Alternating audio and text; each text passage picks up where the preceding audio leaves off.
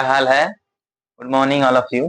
चलिए, हम लोग पढ़ रहे the form, power and machinery. ठीक, इससे पहले वाली क्लास में देखा था सोर्स ऑफ एनर्जी, है ना। एनर्जी का सोर्स क्या है, उसमें हमने human source, animal source, mechanical source, है ना, ये फॉर्मिंग करने के लिए पावर इतने प्रकार के, ये मैकेनिकल सोर्स हो गया, इलेक्ट्रिकल सोर्स हो गया, रिन्यूएबल सोर्स हो गया, है ना। ये चीजें हमारी थी कि फॉर्मिंग करने के लिए इतने पावर मतलब सोर्सेस हैं जो कि हमको यहाँ से पावर मिल सकता है फॉर्मिंग करने के लिए।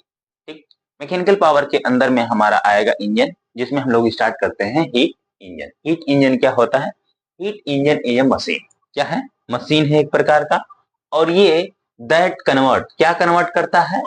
हीट एनर्जी को मैकेनिकल एनर्जी में कन्वर्ट करते हैं, यानी हीट को ये मैकेनिकल एनर्जी में कन्वर्ट करते हैं।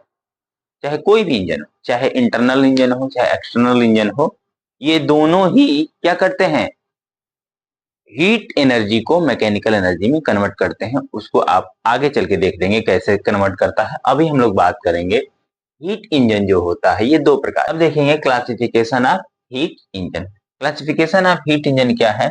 Based on a combustion fuel, है ना, यानी कि कंबंशन फ्यूल, फ्यूल के कंजप्शन, कंबंशन यानी फ्यूल के जो कंबंशन होगा, जो फ्यूल का जलना है ना, कंबन मतलब कि फायर होगा जो, उसके आधार पर वो उसकी स्थिति क्या है, उसकी पोजीशन कहाँ है, वो फायर कहाँ पे होगा, है ना, उसके आधार पर हमने इंजन को दो भागों में बांटा है। कौन कौन सा इंजन? पहला है एक्सटर्नल कंबस्शन इंजन, है ना, दूसरा है इंटरनल कंबस्शन। हमको एक्सटर्नल कंबस्शन इंजन के बारे में उतना डिटेल में नहीं पढ़ना है, हम जान लेते हैं एक्सटर्नल कंबस्शन इंजन क्या होता है। एक्सटर्नल कंबस्शन इंजन वो होता है जो उसका कंबस्शन चेंबर होता है ना, यानी जहां पे ये इंजन का कंबस्शन चेंबर है, ये इंजन के अंदर फायर नहीं होगा, फ्यूल का जलना, है ना, फ्यूल जो जलता है वो इंजन के अंदर ना जल के एक्सटर्नल यानी बाहर, आउटसाइड जलता है। उससे उस इंजन को हम क्या कहते हैं? External combustion engine. ठीक है, इसका बहुत ये क्या है? Fuel is burn in outside combustion chamber, है ना, यानी कि फ्यूल जब बर्न होता है कंबस्शन चेंबर के बाहर, उसको हम एक्सटर्नल कंबस्शन इंजन कहते हैं। इसका बहुत अच्छा एग्जांपल है वो गदर, गदर मूवी देखे हैं, उसमें जो कोयला डालते हैं सब, है ना, वो क्या है? जो भाप इंजन पहले के थे वो इसी प्रिंसिपल पर काम करते थे। यही वाला इंजन था एक्सटर्नल कंबस्शन इंजन। हम पहले कंबस्शन करवाते थे इंजन के बाहर, और उस हीट को इंजन के अंदर, है ना, उस स्टीम को, स्टीम बनाकर उस स्टीम को इंजन के अंदर भेजते थे। उस स्टीम को अंदर भेजने के कारण पिस्टन हमारा क्या होता था? मूव करता था। इस प्रिंसिपल का उपयोग करके हमने एक्सटर्नल कंबस्शन इंजन बनाया। ठीक है, और बहुत पहले अगर ट्रेडिशन देखा जाए, है ना, आधुनिक पहले पुराने जमाने के देखा जाए तो जो ट्रेनें थी, है ना, इसी प्रिंसिपल का उपयोग करके चलती थी। ठीक, जो गदर, गदर पिक्चर में देख लीजिएगा, गदर में वो जो कोयला डालते हैं इंजन में, है ना, वो एक्सटर्नल कंबस्शन इंजन, जो भाप इंजन जिसको कहते हैं। ठीक है, वो हमको अभी नहीं, मतलब डिटेल में नहीं पढ़ना है, अभी ही इतना ही जान लीजिए कि एक्सटर्नल कंबस्शन इंजन होता क्या है। चलिए, अब बात करते हैं इंटरनल कंबस्शन। जैसा कि नाम में लिखा है इंटरनल कंबस्शन, यानी कि कंबस्शन जो होगा, इसका जो जलना होगा फ्यूल का, वो इंजन के अंदर होगा, यानी कंबस्शन चेंबर के अंदर होगा, यानी इनसाइड द कंबस्शन चेंबर, यानी कंबस्शन चेंबर के अंदर क्या होगा? फ्यूल का जलना, यानी कि फ्यूल जलेगा, उसको हम क्या कहते हैं? Internal combustion engine. ठीक है, और भी है, वो हीट इंजन जो देखे थे दो प्रकार के थे, वो दो प्रकार के हीट इंजन में एक्सटर्नल इंजन और एक्सटर्नल कंबस्शन इंजन और इंटरनल कंबस्शन इंजन।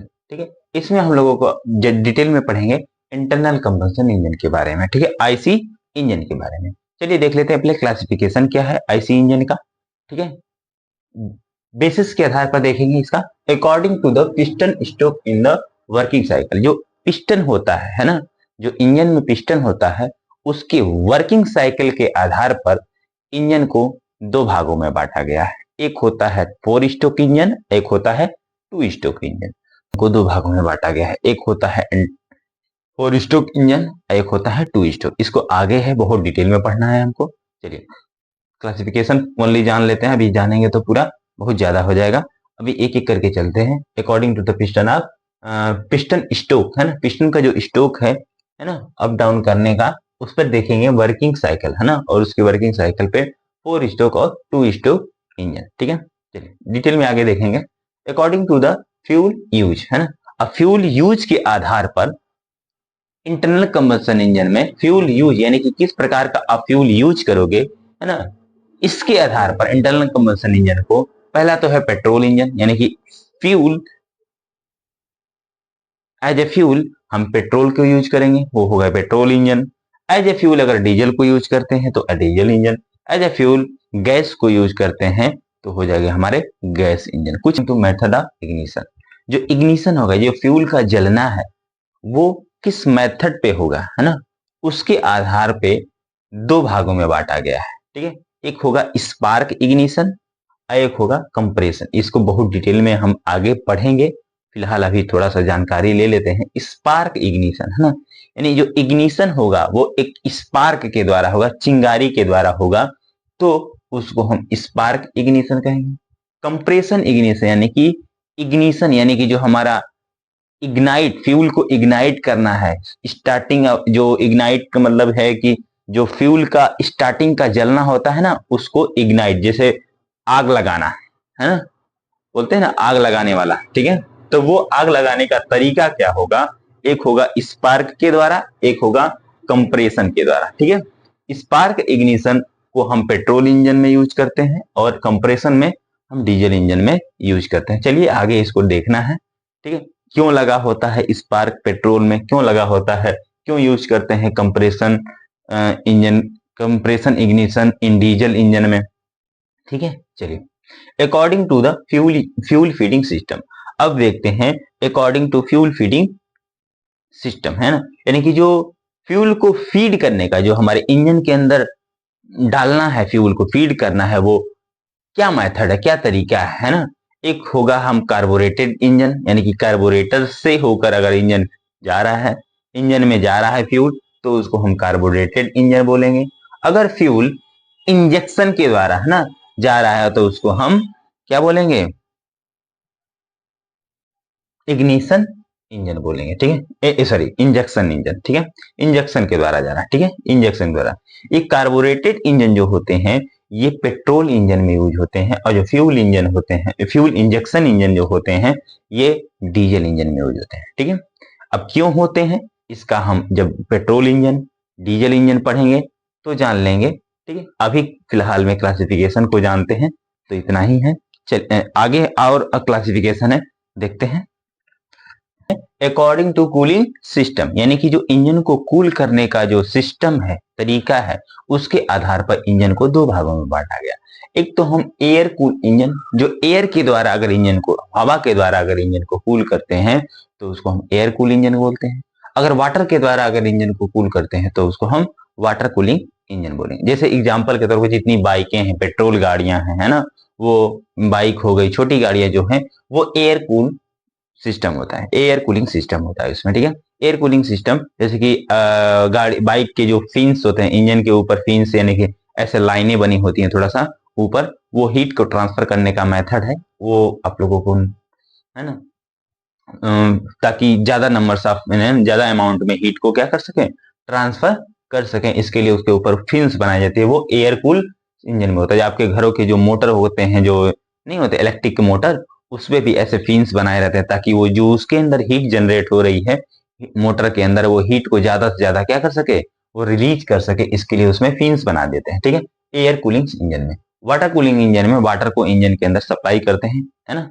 वाटर को इंजन के अंदर सप्लाई करने का मतलब ये नहीं है कि तेल की जगह पे पानी डाल देंगे, ऐसा नहीं है ना। इंजन को जो सिलेंडर होता है ना, सिलेंडर होता है जो कास्ट आयरन का बना होता है ना, उसके बॉडी पे, आउटर बॉडी पे क्या होता है, वाटर के सप्लाई करते हैं। ठीक है, according to the number of cylinder, according number of cylinder के आधार पर एक होता है सिंगल सिलेंडर इंजन और multi cylinder engine. Single cylinder engine क्या होता है, जिसमें सिर्फ एक ही सिलेंडर हो, ठीक है, उसे हम सिंगल सिलेंडर। और एक से अगर ज्यादा हो गया सिलेंडर तो उसको मल्टी सिलेंडर इंजन बोलेंगे। ठीक है। According to piston of engine position, sorry, ऐसे देखा जाए तो बहुत सारा हो जाएगा, है ना, क्लासिफिकेशन। हम जो थोड़ा सा इंपॉर्टेंट है उसको देखते हैं। According to position of engine, according to position, engine का जो पोजीशन है वो सिलेंडर का जो पोजीशन है उसका पोजीशन क्या रहेगा, हॉरिजेंटल। अगर इंजन और पिस्टन सिलेंडर और पिस्टन इस तरीके से चलते हैं हॉरिजेंटली, है ना, इस तरीके से हॉरिजेंटली चलते हैं तो इसको हम कहेंगे क्या, इस तरीके से अप डाउन करते हैं तो इसको हॉरिजेंटल। अगर पिस्टन इस तरीके से वर्टिकल है ना, वर्टिकल है इस तरीके से, पिस्टन और सिलेंडर वर्टिकली अप डाउन करते हैं तो वर्टिकल इंजन। भी इंजन में इस तरीके से वी शेप में रहेंगे, दोनों सिलेंडर कैसे रहेंगे, वी शेप में रहेंगे। ठीक है, वी इंजन। ठीक है, चलिए इसके बाद नेक्स्ट क्लास में हम लोग जानेंगे जो कंस्ट्रक्शन है ना। पहले तो जानेंगे टू स्ट्रोक इंजन के कंस्ट्रक्शन, है ना। टू स्ट्रोक क्या मतलब कि ऐसे नॉर्मली टू स्ट्रोक हो, फोर स्ट्रोक हो, डीजल इंजन हो, पेट्रोल इंजन हो, है ना, इसमें जो है सभी कुछ चीजें कॉमन होती हैं, उसको पहले हम लोग जानेंगे। इंजन का कंस्ट्रक्शन क्या क्या पार्ट्स होते हैं, चलिए नेक्स्ट क्लास में जानेंगे। आज के लिए इतना ही, थैंक यू।